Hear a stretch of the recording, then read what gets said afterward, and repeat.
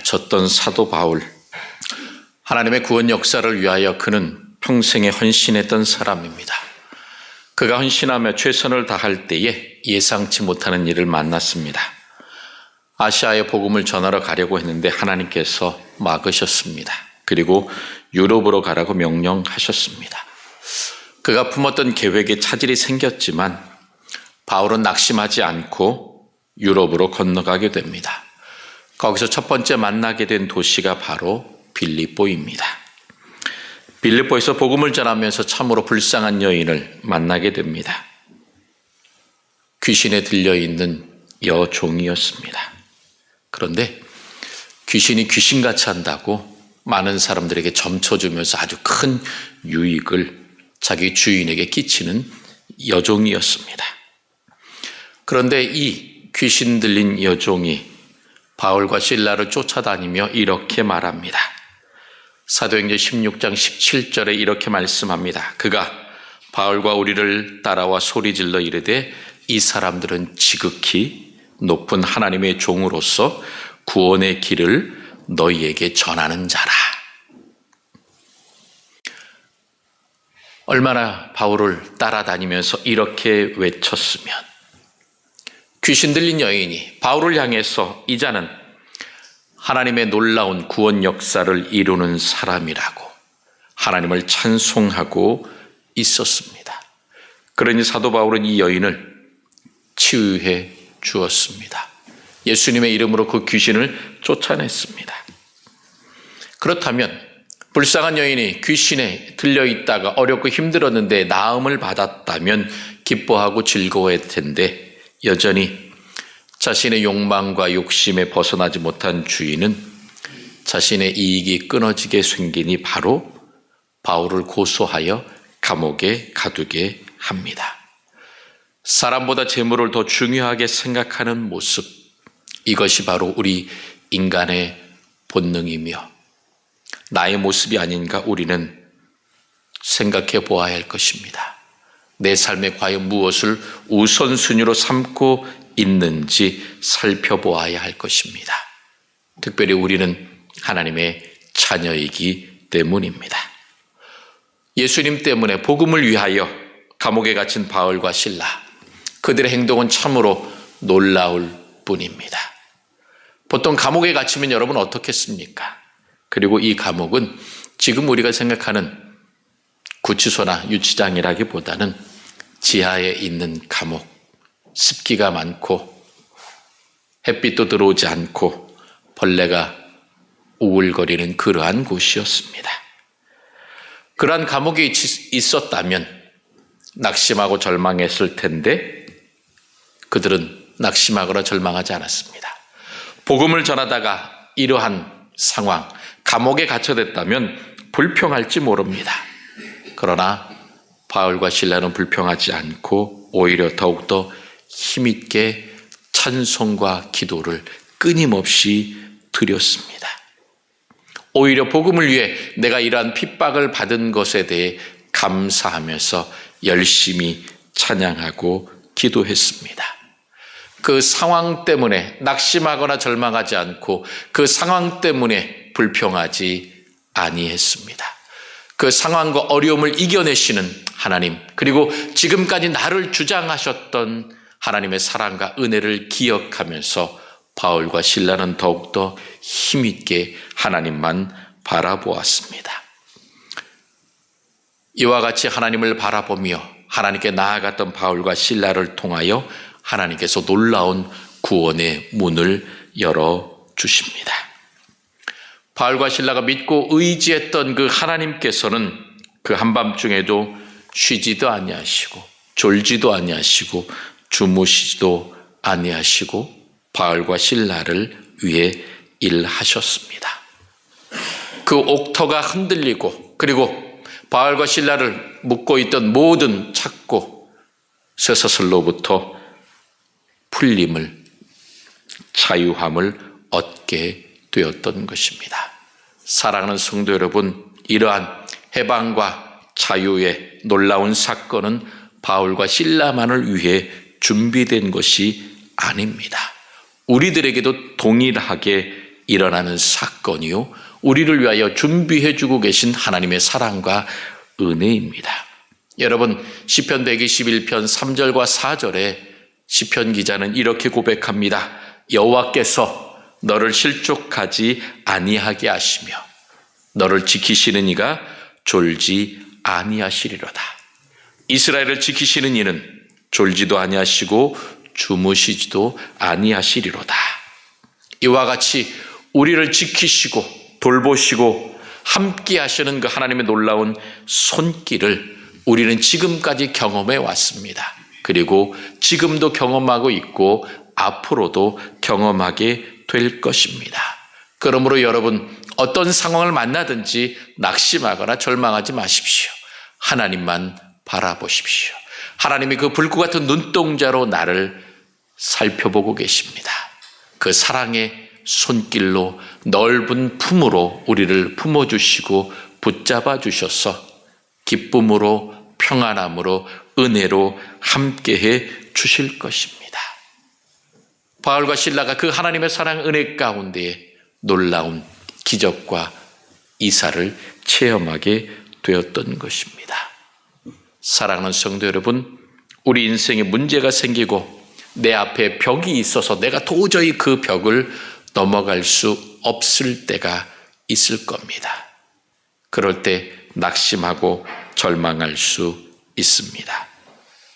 여러분, 내가 벽 앞에 서 있는 그때가 바로 하나님께서 나를 돌보시고 일하시기 시작하는 때입니다.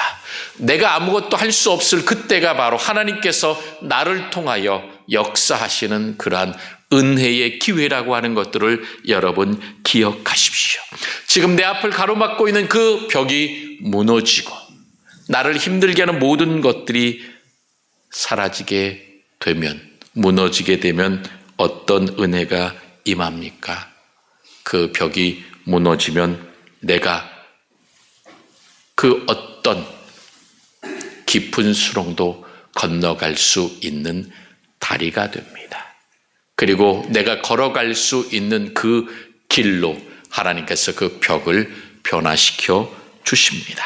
그러므로 하나님, 지금 내가 벽 앞에 서 있지만 그러나 내가 찬송하며 기도합니다. 주님의 능력을 바라봅니다. 주님, 이 벽이 무너졌어. 내가 이 벽이 무너진 것을 건너갈 수 있는 다리가 되게 하시고 내가 견고하게 흔들림 없이 살아갈 수 있는 그러한 평안의 길이 되게 해 주십시오. 우리가 간구해야 할 것입니다. 절망의 끝에서 희망과 생명의 역사를, 평안을 우리는 경험하게 될 것입니다. 이러한 놀라운 평안과 은혜 가운데에 두려워하는 한 사람이 있습니다. 바로 누굽니까? 바울과 실라를 감시하던 간수였습니다. 당시 법에 따르면 간수가 감옥에 갇혀있는 죄수를 제대로 돌보지 못해서 그들이 탈출하게 되면 그 간수가 고문과 고통을 당한다고 합니다. 도대체 얼마를 받고 그 죄수들을 탈출시켰느냐라고, 내가 관련된 것이 무엇이 있느냐라고 고난을 받는다고 합니다. 그러니 그 간수는 어떤 마음이었겠습니까? 그 감옥이 다 무너지고 그 착고가 다 풀려진 상황이니 분명히 이 사람들은 도망갔을 것이라 생각하고 자결하고자 합니다. 고문과 고통을 받느니 차라리 나 혼자 죽으면 해결된다라고는 생각이었습니다. 그런데 그 간수를 향하여 바울이 뭐라고 이야기합니까? 몸을 상하게 하지 말라고 이야기합니다. 우리가 가지 않고 이곳에 있다라고 그에게 이야기합니다. 여러분, 이 바울의 소리를 듣고 이 간수의 마음에 어떤 생각이 들었겠습니까? 참 이상하다. 왜 이 사람은, 많은 사람들은 도망갔을 텐데 왜 도망가지 않았을까? 의아한 생각이 들었습니다. 그러면서 이 바울과 실라 이들은 그 고난 중에 감옥에 갇혀 있지만 찬송하며 기도하며 지치지 않고 낙심하지 않고 절망하지 않고 있었기 때문에 그들에 대하여 도대체 이 사람에게 무엇이 있기 때문에 이들은 불평하거나 원망하지 않을까, 도망하지 않을까, 이러한 생각이 들기 시작합니다. 그래서 그 등불을 갖고 그 감옥 깊은 곳으로 내려가서 바울과 실라를 데리고 나옵니다. 그리고 나서 바울과 실라를 향하여 뭐라고 이야기합니까? 선생들이여, 내가 어떻게 하여야 구원을 받으리까? 바울과 실라가 보여줬던 그 삶의 모습, 그들이 감옥에서 했던 그 모든 행동, 그것이 그 간수의 마음에 참으로 의아함이 되었고, 왜 이들은 이런 행동을 했는가라고 의문을 갖게 되었던 것입니다. 그래서 선생들이여라고 바울과 실라를 부릅니다. 여기서 이 선생이라고 하는 단어는 우리가 흔히 이야기하는 선생님이 아니라 바로 주님이라고 고백하는 이 퀴리오스, 이렇게 바울과 실라를 부르는 것입니다. 즉 선생들이여, 이것은 무엇이냐? 주님, 내가 어떻게 하여야 구원을 받겠습니까? 라고 묻는 것입니다. 바울과 실라를 향하여 극존칭으로 부르고 인정하는 것입니다. 지금 간수는 내가 당면하고 있는 이 문제를 해결할 수 있는 길이 바로 이 바울과 실라에게 있다라고 본능적으로 생각했을 것입니다. 그들의 달라진 모습, 그들의 다른 모습뿐만 아니라 이 빌립보에서 바울과 실라가 어떤 행동을 했고 왜 이 감옥에 갇히게 되었는지 익히 들어서 알고 있기 때문에, 귀신을 쫓아내고 복음을 전했던 사람이기 때문에 지금 이 위기 상황에 있는 내가 물어보면 나에게 어떤 답을 해줄 것이라고는 확신이 그에게 있었던 것입니다. 이것은 하나님께서 그 간수로 하여금 절망의 시간에 생명의 길을 바라보도록 하나님께서 주장하시고 인도해 주신 것입니다. 절망의 순간, 내가 죽게 생겼으니 간수가 이렇게 물어보았을 것입니다. 만약에 평안했으면 바울과 실라에게 물어보지 않았을 것입니다. 이러한 절망의 순간에 바울과 실라를 향한 이 간수의 질문에 사도 바울은 참으로 단순하게 대답합니다. 뭐라고 대답합니까? 주 예수를 믿으라. 즉 내가 무엇을 하여야, 내가 어떻게 해야, 즉 나의 행동을 통하여 내 삶에 어떠한 해결책, 그리고 내 삶이 어떻게 달라질 수 있습니까? 라고 간수는 물었는데 바울은 말합니다. 내가 할 수 있는 것은 하나도 없다. 내가 해봤자 달라지는 것은 없다라는 것입니다. 즉 사람에게 있어서 그 구원, 소망, 희망이 필요한 그때에 사람이 할 수 있는 것은 사람의 노력보다는 오히려 하나님을 바라보고 예수 그리스도를 믿어야 한다라고 하는 것입니다. 인간의 힘으로는 그 어떤 것도 할 수 없다라는 것입니다. 그러므로 구원은 바로 믿음에서 온다라고 하는 분명한 사실을 사도 바울은 이야기하고 있는 것입니다. 그러면서 사도 바울이 한 이야기에 여러분 중요하게 기억해야 할 것입니다. 사도 바울이 뭐라고 말합니까? 주 예수를 믿으라고. 예수님을 믿으라가 아니라 주 예수를 믿으라고 이야기했던 것입니다. 여기에서 말하는 주가 바로 무엇이냐? 내가 지금 우리를 향하여 퀴리오스, 선생들이여라고 불렀던 그 퀴리오스, 그 진정한 주인은 누구시냐? 예수 그리스도 한 분이라는 것입니다. 그러면서 그 예수 그리스도가 바로 내 삶의 주인이 되어주셔서 내가 그 예수님을 믿으면 구원을, 영생을 얻는다고 분명히 이야기하고 있는 것입니다. 여러분, 우리가 사람들을 만나고 그리고 정말 예수 믿기를 바라는 사람들에게, 특별히 가족들에게 예수님을 믿으라고 이야기해도 잘 안 믿으니 하나님 도대체 내가 무슨 말을 해야 합니까? 라고 낙심하고 절망할 때가 많이 있습니다.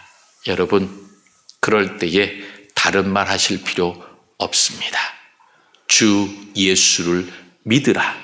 그 한마디면 됩니다. 여러분, 우리가 아무리 말을 잘한다고 해도 그 사람의 마음을 변화시킬 수 있겠습니까? 그러면 전 세계에 예수 믿지 않는 사람 한 사람도 없고 다 믿었을 것입니다.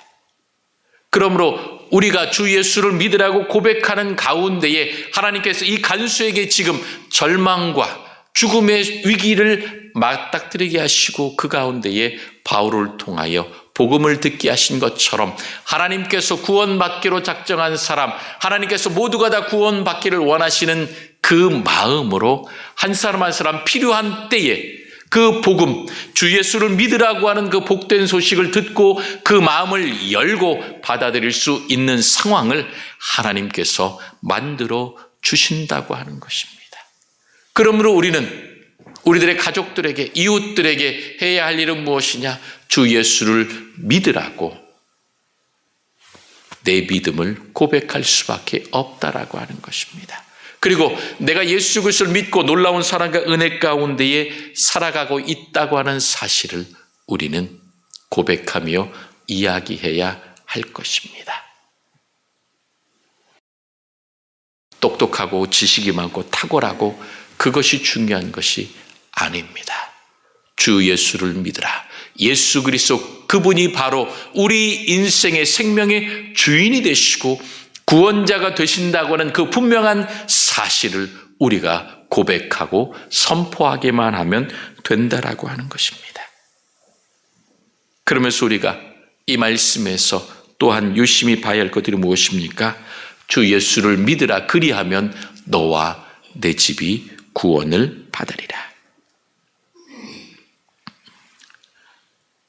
한 사람이 예수 그리스도를 믿고 구원을 받으면 그 집이 구원을 받을 수 있습니다.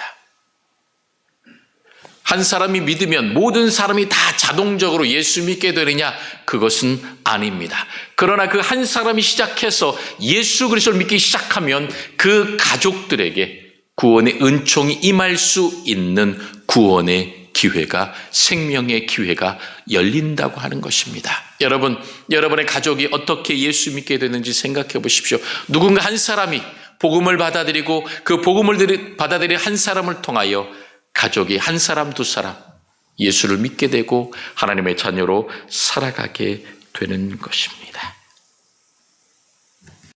그래서 너와 내 집이 구원을 받으리라 라고 사도 바울은 그 간수에게 이야기하신 것입니다. 즉 간수, 내가 먼저 예수 그리스도를 믿고 고백하면 내 집도 구원을 받을 수 있다라고 하는 것입니다.